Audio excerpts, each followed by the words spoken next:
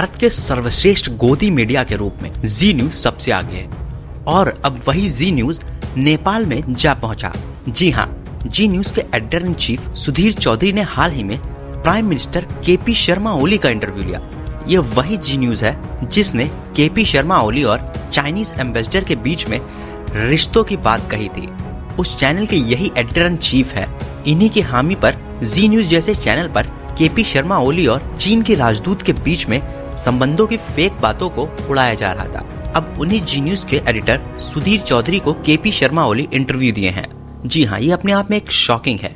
आपको पूरी बात बता दूं कि सुधीर चौधरी काठमांडू में लैंड हुए 3 लोगों के साथ सैटरडे को। उसके बाद वे बुलवाटर संडे को पहुंचे और वहां केपी शर्मा ओली का इंटरव्यू किया।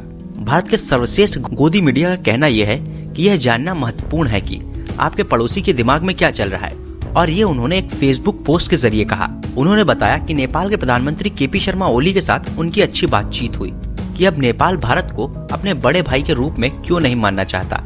उनका ये इंटरव्यू 9:15 पर नेपाली समय में प्रसारित भी किया गया, जो कि जी न्यूज पर ही हुआ। आपको बता दें कि ऐसे ही कुछ गोदी मीडिया चैनल हैं जो कि कहीं ना कहीं भारत और नेपाल की रिलेशनशिप को खराब करने के लिए अजीब तरह की खबरें प्रकाशित करते हैं। साथ ही साथ इन्होंने भारत का माहौल तो पूरी तरह से खराब कर रखा है और अब ये इंटरव्यू करने नेपाल पहुंच गए। जी न्यूज के अनुसार पीएम ओली ने भारत के प्रधानमंत्री नरेंद्र मोदी और भारत चीन विवादों के साथ नेपाल के संबंध पर बात की है। टू जॉइंट नेबर्स, बड़े पड़ोसी लड़ने लगे तो उसका नकारात्मक असर तो हमको पड़ेगा। साल के हैं मोदी जी, 70 साल के हैं, तो ऐसे भी आपके बड़े भाई हुए, तो आप भी कभी भी फोन उठाकर उनसे सीधे बात कर सकते हैं। व्यक्तिगत तौर से रामभूमि, राम का जन्मभूमि असल में जो है वही पवित्र है, उसी की।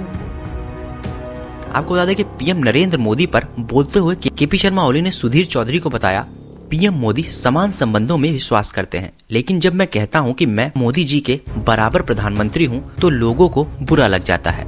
नेपाल के पीएम ओली ने सुधीर चौधरी को यह भी कहा, हम अपने लाभ के लिए भारत चीन विवाद का उपयोग नहीं करते हैं और एक दूसरे के खिलाफ कार्ड नहीं खेलते हैं। हम एक संतुलित संबंध रखते हैं। भारत चीन सीमा तनाव पर बोलते हुए केपी शर्मा ओली ने सुधीर चौधरी को कहा, नेपाल भारत और चीन के बीच मध्यस्थता कर सकता है। भारत और चीन के बीच तनाव होने पर यह नेपाल का नुकसान होगा।